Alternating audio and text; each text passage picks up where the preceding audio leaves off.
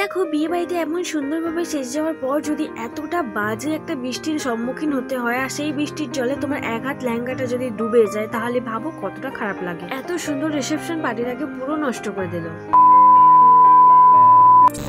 So hey everyone, welcome back to my new blog. আজকে আমি গিয়েছিলাম একটা রিসেপশন পার্টিতে। আমি ফার্স্টেই বলি এই ব্লগটা কিন্তু আমার 1 মাস আগেকার, বিকজ আমার 1 মাসের মধ্যে আমার 6th সেমিস্টারের এক্সাম চলছিল, সেই জন্য আমি কোনো ব্লগ এডিট বা পোস্ট করছিলাম না। তো যাই হোক, যাওয়া পর্যন্ত সবটাই ঠিক চলছিল আর এখানে দেখো ফটোশুটও হচ্ছিল।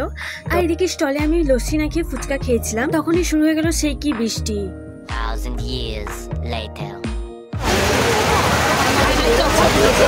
তোমরা বুঝতেই পারছো যে কি পরিমাণে বৃষ্টিটা হচ্ছে। আর আমরা যেহেতু ছিলাম কোণে পক্ষ, তাই কোণে যাত্রী যাওয়ার পরেই ঠিক এমন জোর বৃষ্টি এসে গেছিল। আর সত্যি বলতে বরের বাড়িতে কিন্তু খুবই সুন্দরভাবে সাজানো হয়েছে, খুবই সুন্দর। বাট এই বৃষ্টিটা এসে পুরো জিনিসটাকে পুরো ক্যাজরা করে দিয়েছে। দেখো এই মাঠটা কি সুন্দর কিন্তু ফাঁকা ছিল, কিন্তু বৃষ্টিটা এসে পুরো ভিজে আর কাদা হয়ে গেছে। আরো যাতে বৃষ্টি না এসে যায় সেই জন্য আমরা গেছিলাম তাড়াতাড়ি খেতে।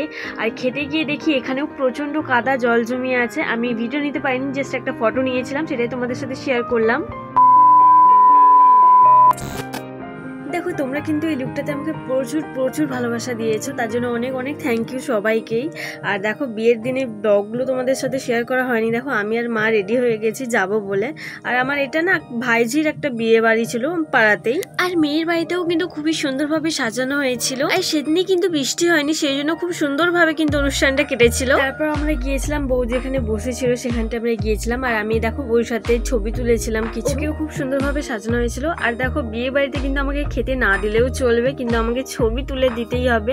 এটা আমার মায়ের কাছে কিন্তু মোস্ট ডিমান্ডিং একটা ব্যাপার থাকে। দেখো তোমরা যাই বলো আর তাই বলো, আমি কিন্তু সাজুগুজু করতে আর ছবি তুলতে ভীষণই ভীষণই ভালোবাসি। কারণ আমি না থাকলেও কিন্তু আমার এই ব্লগগুলো রয়ে যাবে। আর আমি কিন্তু মেমোরি কালেক্ট করতে খুবই ভালোবাসি।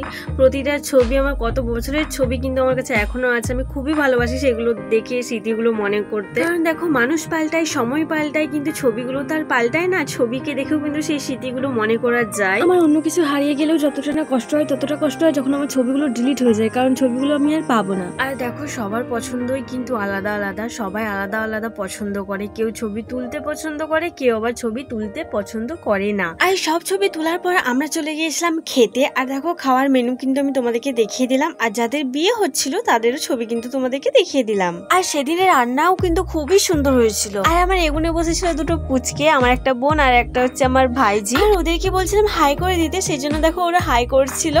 আর চলো আমাদের খাওয়া কমপ্লিট হয়ে গেল আর আমাদের ব্লগও কমপ্লিট হয়ে গেল। আর আজকের ব্লগটা কেমন লাগলো কিন্তু অবশ্যই জানিও। আর এখন সবাইকে টাটা। আর দাঁড়াও সাবস্ক্রাইব করতে কিন্তু মোটেও ভুলো না।